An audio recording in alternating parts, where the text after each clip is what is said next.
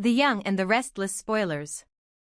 Nick Newman had always been the kind of man who fought his battles head-on, but nothing had prepared him for the silent, suffocating war unfolding in Los Angeles, a city that belonged not to him, but to Matt Clark, the man who had crawled out of the shadows with vengeance embedded in every step he took. Nick came to LA to protect his son, to dismantle whatever twisted revenge Matt was orchestrating around Noah's vulnerability, but the deeper he pushed, the more he realized that Matt had designed this battlefield long before Nick even arrived. LA was Matt's domain, his labyrinth, his hunting ground, his sanctuary of darkness, and Nick soon understood that he was navigating streets wired with danger he couldn't see. Every move he made was anticipated, mirrored, countered. Every attempt to follow Matt slipped through his fingers like smoke. Nick was exhausted, fighting an enemy who never appeared long enough to strike directly but lingered just close enough to poison the air. He pushed himself past his limits, pushing through physical exhaustion and emotional strain, driven only by the instinctual need to save his child. He changed tactics, changed demeanor, tried becoming colder, quieter, more calculated than ever before. Shifting into someone he barely recognized because he believed that matching Matt's ruthlessness was the only path toward victory. But Matt was ahead of him in every direction. And then, in the middle of a tense pursuit on unfamiliar streets, everything shattered. The gunshot wasn't loud. It wasn't cinematic. It was clean, fast, and deliberate, fired by someone who knew how to kill without hesitation. The force of it struck Nick so sharply that for a split second he didn't register the pain. Only the sudden collapse of his body, the warmth spreading across his shirt, the world tilting sideways as his balance vanished. He hit the pavement in a haze of sirens and blurred light, his breath caught between panic and disbelief. Somewhere in the fog of fading consciousness, he saw a shadow step back into darkness, a silhouette he recognized even before his mind processed the truth. It was Matt. It had to be. The man who had been waiting for the perfect opening, the man who believed that eliminating Nick was not murder but transformation, twisted justice, a necessary purge to complete whatever twisted philosophy he had adopted. Matt wasn't trying to silence Nick. He was trying to change him, break him, remake him in the chaos of violence. Nick was bleeding too fast. The ambulance lights flickered across his fading vision, and when he finally slipped into unconsciousness, the only thought echoing through him was Noah. His son. His responsibility. The reason he had come to LA in the first place.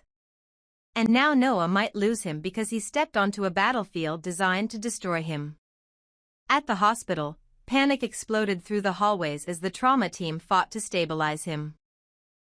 Nick's blood loss was catastrophic, his condition unstable, his life hanging by the thinnest thread.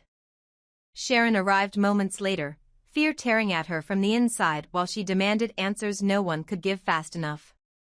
She was told the truth, the kind no mother should ever hear. Nick needed blood immediately, but his rare blood type complicated everything.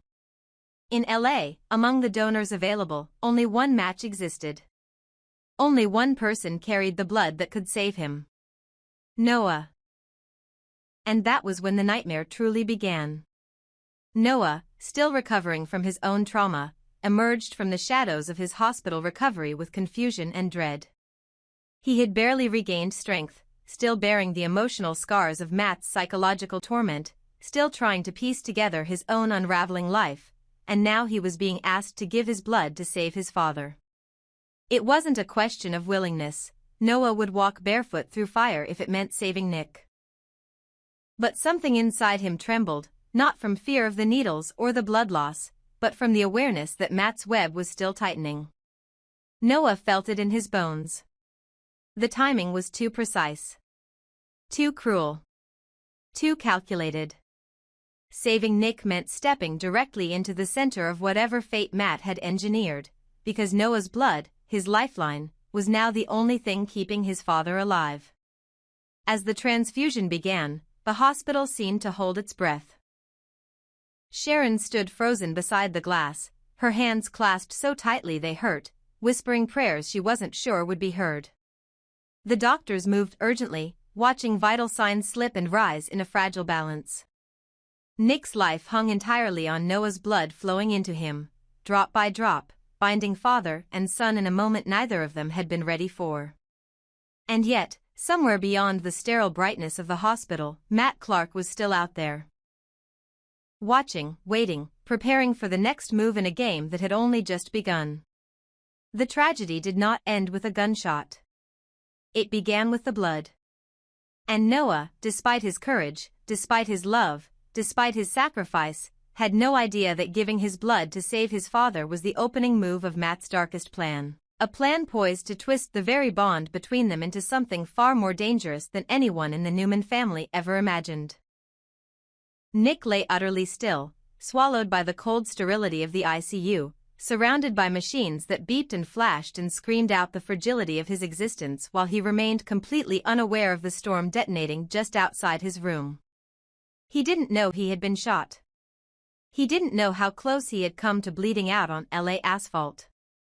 He didn't know his life had been tethered to a bag of blood that was supposed to come from his son. And he definitely didn't know that with one sentence, one confession, Sharon had cracked their entire family into pieces that might never fit together again.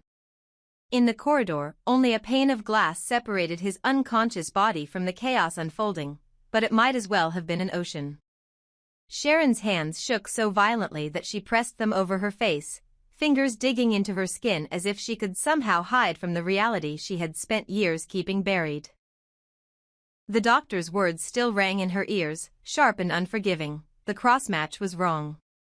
The transfusion couldn't go ahead. Noah's blood did not match. It wasn't just a minor incompatibility, it was medically impossible for Nick to be his biological father. Science had spoken with a cruel, clinical certainty that no lie could outrun. Sharon had known this was a possibility from the moment she heard the word cross-match, from the moment they rushed Noah in and began running tests, from the moment that tiny flicker of dread crawled up her spine. She had known the truth for years, locked it away in the quietest part of herself, convinced it would never surface in a way that mattered. But now it meant life or death. Noah staggered back from the news as if someone had slammed a fist into his chest. He had been ready. Terrified and still not fully recovered, but ready to give whatever it took to save his father.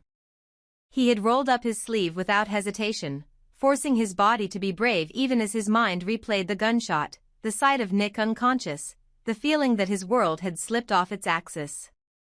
He told himself that this was what sons did, they showed up. They gave. They bled.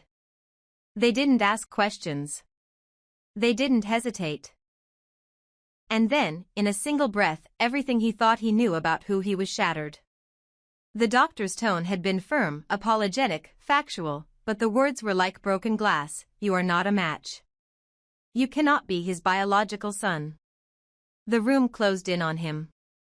The fluorescent lights became too bright, the air too thin, the walls too close. His heart pounded so hard he could hear it in his ears, drowning out the rest of the conversation as his mind scrambled to make sense of something that refused to be understood. He clutched his head with both hands, fingers tangling in his hair, pressing against his temples like he could squeeze the revelations out of his skull. The question tore out of him in a raw, cracked scream that seemed to echo through the entire corridor. Why was this happening? Why now? Why like this? His entire life. Every memory with Nick, every fight, every reconciliation, every moment he'd said Dad without thinking twice, suddenly felt like a movie reel someone had yanked off its track. If he wasn't Nick's son, then who was he? And what did that make the man fighting for his life just beyond the glass? Sharon wanted to disappear. She wanted to fold in on herself and never have to look into her child's devastated eyes. But there was nowhere to run, nowhere to hide, and no more time to pretend. The secret she'd guarded for so long had finally cornered her. She lowered her hands from her face slowly, and shame rolled off her in waves, not just because of what she had done back then, but because she had allowed the lie to become the foundation of Noah's entire identity. Her voice trembled as she admitted the truth, her words barely more than a whisper as she confessed that she had known, had suspected, had lived with the knowledge that Nick might not be Noah's biological father for years. She hadn't said anything because the alternative had felt more dangerous than the lie. Nick had been the one who showed up. The one who loved Noah, who protected him, who claimed him without hesitation. Sharon had convinced herself that biology didn't matter, that love was enough, that bloodlines were just technicalities. She had never imagined that one day that technicality would stand between Nick's life and his death. Now, the lie wasn't abstract, it was painfully tangible, medical, urgent. The doctor needed a donor with an extremely rare blood type, and the man they had believed was the perfect match had just been ruled out by nature itself. Noah stared at Sharon as if he were seeing her for the first time in his life. His chest rose and fell in uneven bursts, and there was a wildness in his eyes, not because he didn't love her anymore but because the ground beneath his entire existence had been ripped away. The betrayal wasn't just about the secret, it was about the timing, the cruelty of learning that his father might die and that he wasn't even the one who could save him. He felt useless and broken, like some cosmic mistake. He'd always struggled with pieces of himself he didn't fully understand, moments when he felt different, disconnected, as if part of him never fully settled into place. Now it all twisted together into a horrifying new context. He wanted to rage at Sharon, demand names, demand explanations, who was his real father, how long she had known, why she had never told him, why she had let him love Nick as his father without warning him that the truth might one day be a blade to his heart. But beyond the swirl of shock and anger and disbelief, one thing rose above everything else: Nick was still dying. That was the brutal, unforgiving reality that arrested everyone in that hallway. However complicated the truth now was, however messy their history, however broken their family structure suddenly felt, none of it changed the fact that Nick lay in that bed with a rare blood type and a dwindling clock. The doctors repeated it again and again: his condition was critical. The bullet wound, the blood loss, the trauma, without an immediate and compatible transfusion, his chances dropped with every passing minute. The hospital staff had already begun searching the donor database, flagging regional centers, calling other facilities to search for anyone with his blood type, but rare meant rare. It meant almost no one. It meant they might be too late. Sharon clung to the frame of the door, her nails digging into the metal as if she could hold herself together by force. Her mind raced through the past, tracing timelines, memories, lovers, nights she'd tried to bury in forgetfulness. Somewhere in that tangled mass of history was the answer to who Noah's biological father was, and, terrifyingly, possibly the answer to who else in the world might share Nick's blood type. The gravity of her silence grew heavier with every second. Her secret wasn't just a moral transgression anymore, it was an obstacle. Maybe if she had told the truth sooner, told Nick, told Noah, told anyone, someone might have had time to track down the missing biological piece of Noah's identity, the man whose DNA shaped him and whose existence might now hold the key to saving Nick's life. But time was not a luxury they had. Every beep of the monitor on the other side of the glass sounded like a countdown. Every flash of red on Nick's chart burned into Sharon's conscience. Inside the room, Nick remained completely oblivious, lungs rising and falling with the help of machines, his face pale, his body still.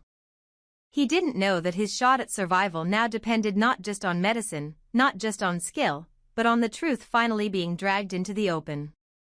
Someone, somewhere, shared his rare blood type. Someone, somewhere, might be the difference between his children losing their father and getting one more chance. The question was whether Sharon could face what it would cost her to reveal everything, and whether they could find that person in time. And as Noah sank into a chair, his hands still cradling his head, the echo of his own scream fading down the corridor, one thought resonated through him with ruthless clarity. His entire life had been built on a lie, and now his father's life might be lost because of it. The tragedy was no longer just about blood, it was about truth. And if they didn't find both truth and a donor very, very soon, Nick Newman might never wake up to learn any of it.